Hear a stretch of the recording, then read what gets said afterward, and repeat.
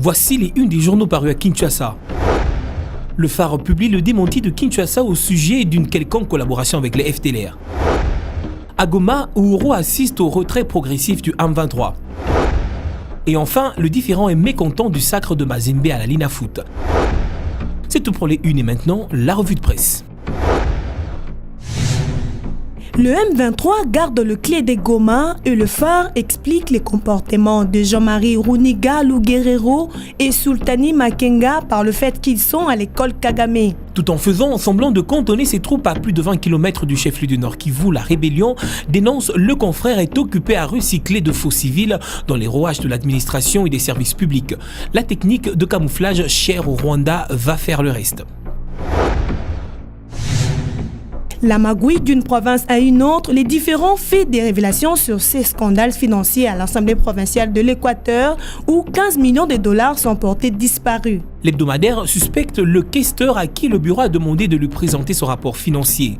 L'homme a préféré disparaître pour enfin se retrouver à Kinshasa sans ordre de mission ni feuille de route établie par sa hiérarchie. À l'opposé de cette mauvaise gouvernance, l'observateur se félicite de la transparence en cours à la FECOFA où les noms de clubs congolais envoyés à la CAF pour des compétitions africaines interclubs est chose faite. Mazembe et V-Club, précise le quotidien, sont engagés en Ligue des Champions tandis que des SMP et Don Bosco vont eux jouer en Coupe de la Confédération.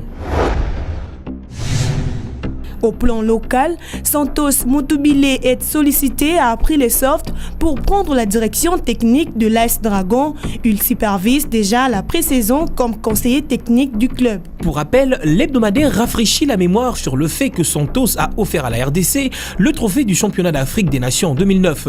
Il aura pour tâche de combler ainsi quelques déficits constatés sur le plan technique afin de bien aborder la saison sportive 2013. Entre-temps en musique, l'avenir stigmatise le phénomène quand les ndombolo se christianisent. C'est dans ces méandres que les artistes chrétiens ont récupéré la situation du ndombolo qui perdait de plus en plus du terrain. À un certain moment, le journal observe que les auditeurs ne savent plus établir la démarcation entre les deux mondes. C'est tout pour cette revue de presse. Merci de l'avoir suivi.